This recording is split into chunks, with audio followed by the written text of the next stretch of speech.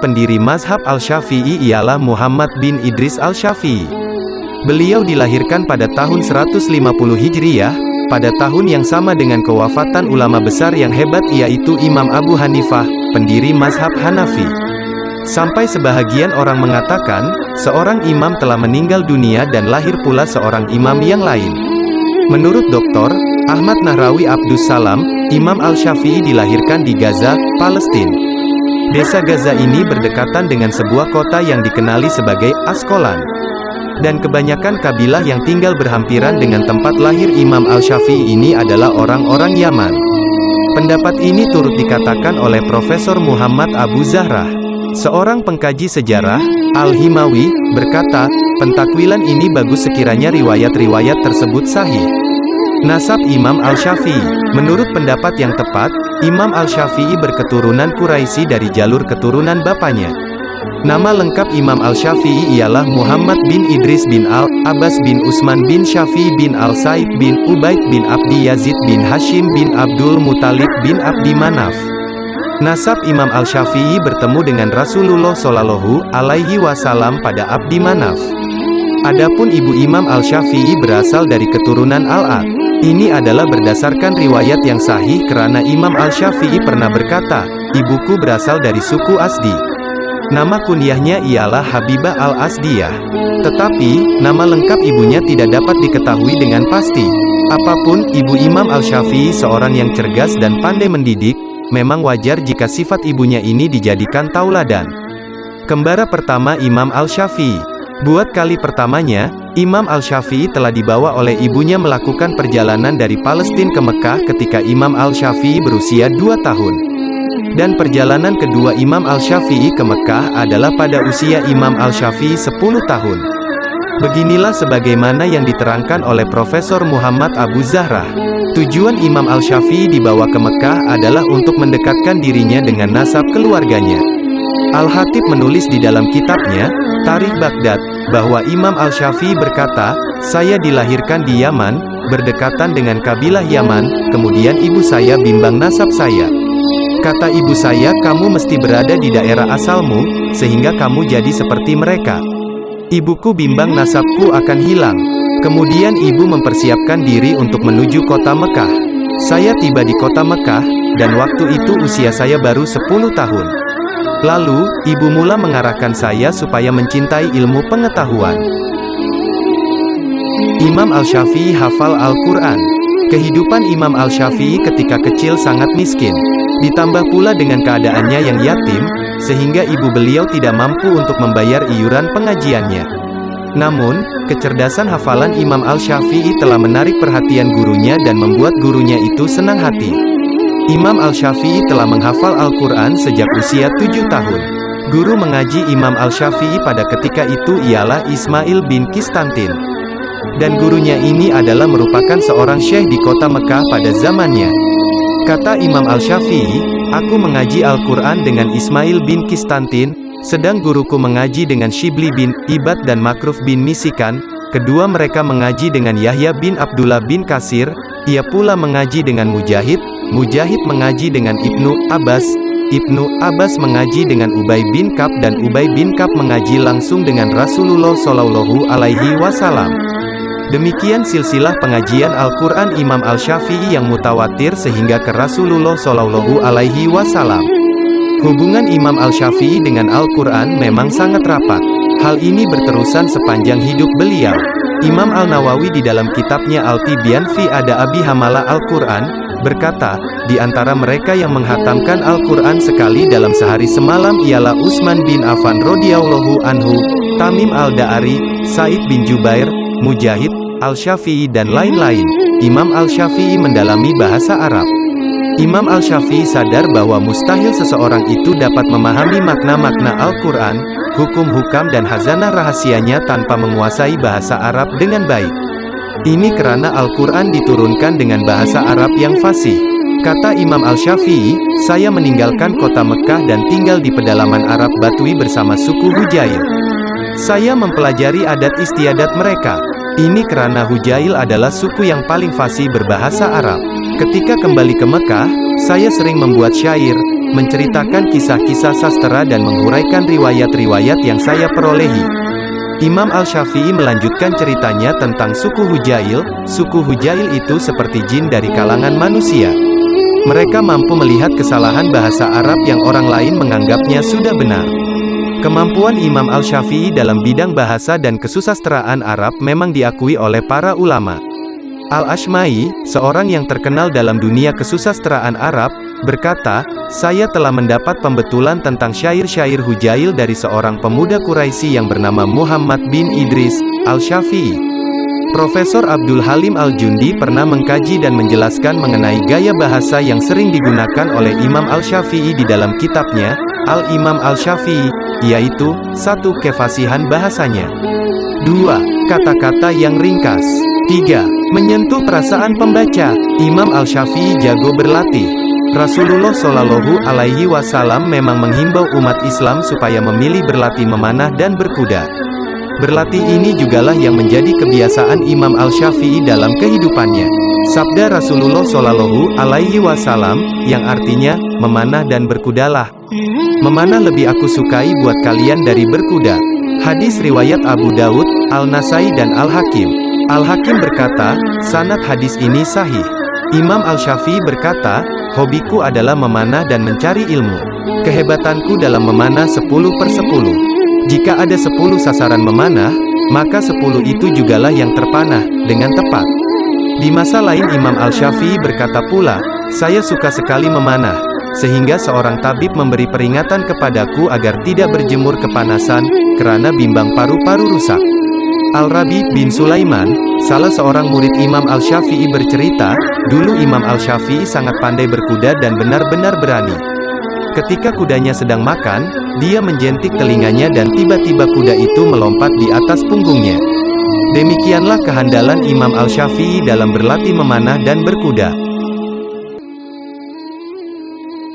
Imam Al-Syafi'i hafal hadis. Keinginan Imam Al-Syafi'i terhadap ilmu-ilmu Islam semakin membara. Setelah menghafal Al-Quran dan mendalami bahasa Arab, beliau cenderung pula untuk mendalami ilmu hadis. Memang beginilah adab mencapai mujtahid yang sebenarnya. Di dalam kitab Al-Muhadis Al-Fasil ada kisah yang hampir sama dengan kisah Imam Al-Syafi'i. Hafiz bin Giyats berkata, saya datang kepada Al-Amasi dan berkata kepadanya, riwayatkanlah hadis kepadaku. Al-Amasi bertanya, apakah engkau sudah menghafal Al-Quran? Saya menjawab, belum. Lalu dia berkata kepadaku, pergilah hafalkan Al-Quran.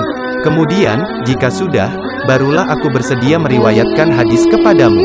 Hafiz berkata, kemudian saya pergi untuk menghafal Al-Quran. Lalu, saya datang semula kepadanya.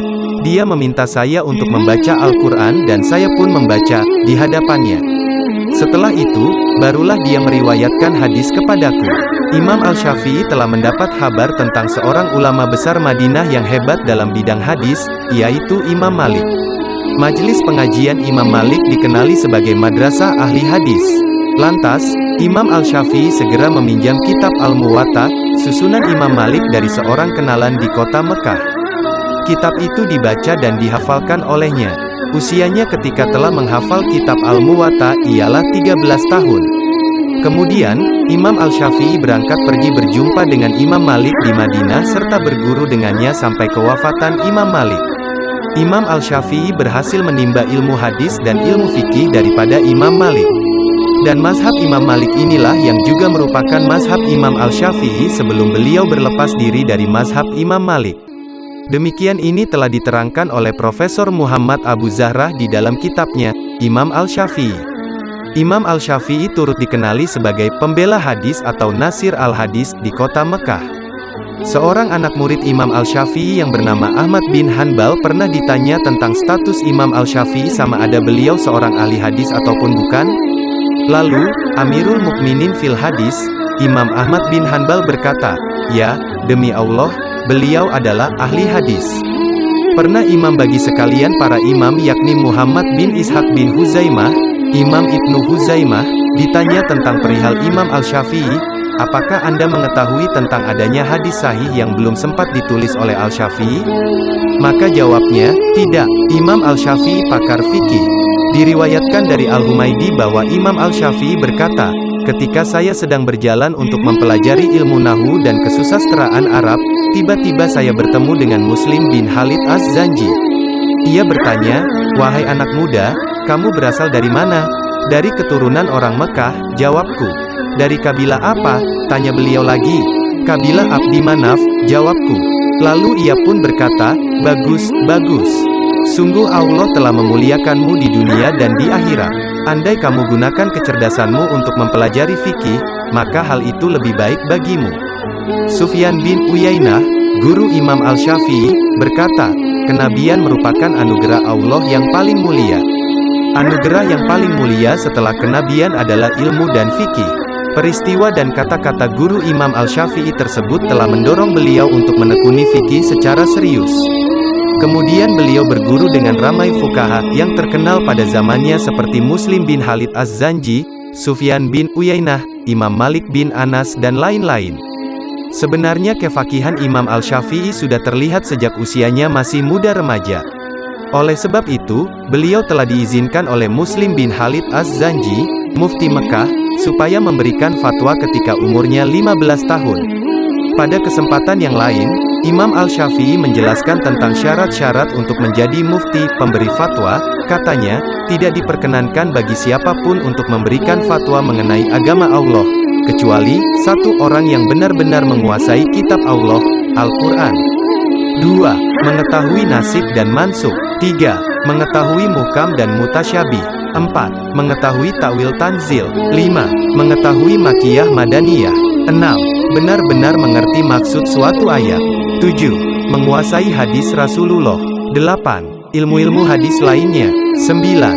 Bersikap adil. 10. Mengetahui perbezaan pendapat para ulama.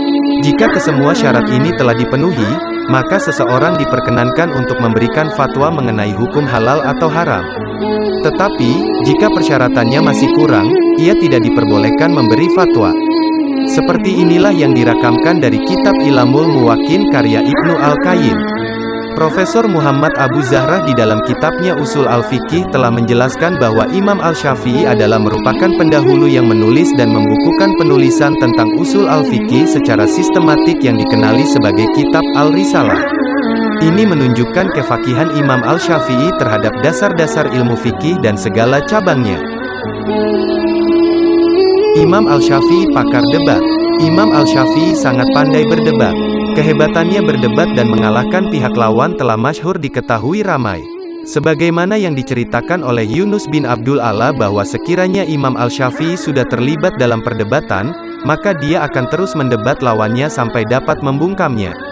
Pernah Imam Al-Syafi'i bercerita, "Saya terlibat dalam perdebatan yang sengit bersama Muhammad bin Al-Hasan. Lalu, sedikit demi sedikit saya mulai meruntuhkan argumen-argumennya. Imam Muhammad bin Al-Hasan, seseorang tidak boleh berdoa di dalam sholatnya kecuali doa yang redaksinya berasal dari Al-Quran atau redaksinya sama dengan redaksi Al-Quran. Imam Al-Syafi'i, bolehkah seseorang berdoa seperti ini? Ya Allah, kurniakanlah aku makanan mentimun, bawang merah dan bawang putih, atau kurniakanlah aku rezeki berupa makanan-makanan tersebut, atau keluarkanlah ia dari bumiku?" Imam Al-Hasan, "Tidak. Imam Al-Syafi'i, bukankah doa seperti itu memang terdapat di dalam Al-Quran? Jika orang yang bersolat hanya boleh berdoa dengan doa yang terdapat di dalam Al-Quran, maka redaksi doa tadi ada di dalam Al-Quran. Tetapi sekiranya kamu melarang doa yang bukan dari Al-Quran, kenapa kamu melarang doa tertentu dan membolehkan doa tertentu?" Imam Al-Hasan, "Bagaimana pula pendapatmu?" Imam Al-Syafi'i, "Setiap redaksi doa yang diperbolehkan untuk dibaca selain dalam solat, maka doa tersebut boleh dibaca ketika solat, bahkan disunatkan karena solat merupakan media yang dapat mempercepat dikabulkannya doa seseorang. Di samping itu, solat juga berarti bacaan dan doa. Dalam solat, seseorang tidak boleh berkata-kata seperti perkataan yang biasa diucapkan selain pada waktu solat." Imam Al-Syafi'i juga pernah berdebat dengan Imam Ahmad bin Hanbal tentang masalah orang yang meninggalkan sholat. Imam Al-Syafi'i, "Hai Ahmad, apakah kamu menganggap orang yang meninggalkan sholat itu kafir?" Imam Ahmad, "Ya." Imam Al-Syafi'i, "Jika jadi kafir maka bila pula ia menjadi muslim?" Imam Ahmad, "Apabila orang itu mengucap 2 kalimat syahadah." Imam Al-Syafi'i, "Bukankah orang itu masih meyakini kalimat syahadah dan tidak mengingkarinya?" Imam Ahmad, ia boleh dianggap muslim jika sholat. Imam Syafi'i, sholatnya orang kafir tidak sah dan seseorang tidak boleh disebut muslim hanya dengan sholat sahaja.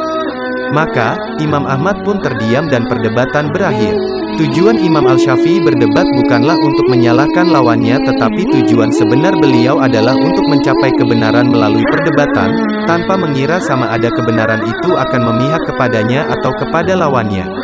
Romantik Imam Al-Syafi'i. Imam Al-Syafi'i telah berkahwin dengan seorang wanita yang bernama Humaidah binti Nafi, bin Uyainah bin Amr bin Utsman bin Affan. Pada ketika itu, usianya 30 tahun. Pernikahan tersebut berlangsung setelah tragedi kewafatan guru beliau, Imam Malik bin Anas. Di samping itu, Imam Al-Syafi'i juga telah menikahi seorang budak perempuan, hamba. Hasil pernikahan beliau dengan wanita yang berketurunan Utsman ini, dianugerahkan oleh Allah seorang anak lelaki dan 2 orang anak perempuan. Anak lelakinya yang sulung itu bernama Abu Utsman Muhammad selaku hakim di kota Aleppo. Manakala 2 puterinya bernama Fatimah dan Zainab. Adapun pernikahan dengan budak perempuan, hamba, Imam Al-Syafi'i hanya dikurniakan seorang anak yang diberi nama Al-Hasan bin Muhammad bin Idris yang meninggal ketika masih kecil. Ibnu Hilikan menuturkan bahwa Imam Al-Syafi'i berkata, "Saya menikahi wanita yang berketurunan Quraisy dan sering saya candakan, senda gurau, dengan bait syair, cinta bertepuk sebelah tangan adalah musibah." Lalu istrinya menjawab, "Wajahnya berpaling darimu. Namun, kamu tidak dapat melupakannya." Guru-guru Imam Al-Syafi'i. Imam Fakhr Al-Razi telah menyebutkan guru-guru Imam Al-Syafi'i yang sangat banyak jumlahnya. Kami hanya akan menyebutkan guru-gurunya yang masyhur dari kalangan mereka yang pandai dalam bidang fikih dan fatwa. Dalam karya Ayakuddin Umar bin Al-Hasan menyebutkan jumlahnya 19 orang guru, diantaranya 5 orang berasal dari Mekah, 6 orang berasal dari Madinah, 4 orang berasal dari Yaman dan 4 orang berasal dari Irak. Dari Mekah, 1. Sufyan bin Uyainah, Mufti Mekah. 2. Muslim bin Khalid Az-Zanji, Mufti Mekah. 3. Said bin Salim Al-Qadah. 4. Daud bin Abdirrahman Al-Attar, banyak meriwayatkan hadis. 5. Abdul Majid bin Abdul Aziz bin Abu Daud, banyak meriwayatkan hadis. Dari Madinah, 1. Malik bin Anas, Mufti Madinah. 2. Ibrahim bin Sa'd Al-Ansari, banyak meriwayatkan hadis. 3. Abdul Aziz Muhammad Ad-Darawardi, banyak meriwayatkan hadis. 4. Ibrahim bin Yahya Al-Aslami, banyak meriwayatkan hadis. 5. Muhammad bin Said, sebenarnya Ismail, bukan Said, bin Abu Fudaid, banyak meriwayatkan hadis. 6. Abdullah bin Nafi Es-Sai, murid senior Imam Malik dan sahabat Ibnu Abi Zib. Dari Yaman, 1. Mutraf bin Mazin. 2. Hisham bin Yusuf, Kadi kota Sana. 3. Umar bin Abi Salamah, sahabat Al-Auza'i. 4. Yahya bin Hasan, sahabat Al-Laits bin Sa'ad. Dari Irak, 1. Waqi bin Al-Jarrah, Kufah. 2. Abu Usamah Hamad bin Usamah, Kufah. 3. Ismail bin Aliyah, Basrah. 4. Abdul Wahab bin Abdul Majid, Basrah. Murid-murid Imam Al-Syafi'i. Imam Al-Syafi'i mempunyai murid yang sangat ramai. Pernah digambarkan oleh Ibrahim Al-Harbi tentang ramai orang yang mahu belajar kepada Imam Al-Syafi'i di saat beliau memperkenalkan fikih barunya di Masjid Jami Al-Gharbi, Baghdad, Irak. Ketika Al-Syafi'i datang ke Baghdad, di Masjid Jami Al-Gharbi terdapat 20 majlis fikih rasional. Tetapi setelah Al-Syafi'i mula memperkenalkan fikihnya pada hari Jumat, majlis fikih rasional tersebut bubar dan hanya tinggal 3 majlis saja, karena majlis-majlis yang lain pindah ke majlis Al-Syafi'i. Berikut adalah sebahagian murid-murid Imam Al-Syafi'i. Di Mekah, 1. Abu Bakar Al-Humaidi, mufti dan ahli hadis Mekah. 2. Abu Ishaq Ibrahim bin Muhammad Al-Abasi, ahli hadis Mekah. 3. Abu Bakar Muhammad bin Idris, sahabat Imam Al-Syafi'i. 4. Abu Al-Walid Musa bin Abu Al-Jarud, ahli fikih Mekah. Di Baghdad, 1. Abu Al-Hasan Es-Saba Az-Zafarani, ahli fikih, ahli hadis Baghdad. 2. Abu Ali Al-Husain bin Ali Al-Karabisi, ahli fikih, ahli hadis Baghdad. 3. Abu Saur Al-Kalbi, ahli fikih Mesir. 4. Abu Abdurrahman Ahmad bin Muhammad bin Yahya Al-Asyari, ahli fikih, ahli hadis Baghdad. 5. Ahmad bin Hanbal, mujtahid mutlak, pendiri mazhab Hanbali, Amirul Mukminin fil hadis. Di Mesir, 1. Harmalah bin Yahya bin Harmalah, ahli hadis Mesir. 2. Abu Yakub Yusuf bin Yahya al-Buwaiti, imam besar, ahli fikih Mesir. 3. Abu Ibrahim Ismail bin Yahya al-Muzani, imam besar, ahli fikih Mesir. 4. Muhammad bin Abdullah bin Abdul Hakam, ahli fikih Mesir. 5. Al-Rabi bin Sulaiman bin Daud al-Jaisi, ahli fikih Mesir. 6.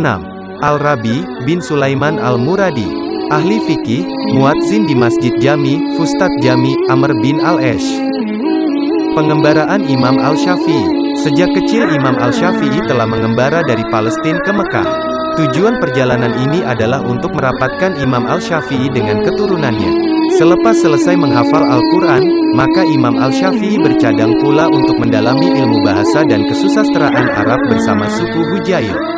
Setelah mendalami ilmu bahasa dan kesusastraan, Imam Al-Syafi'i terdengar kabar yang menceritakan tentang keunggulan Imam Malik.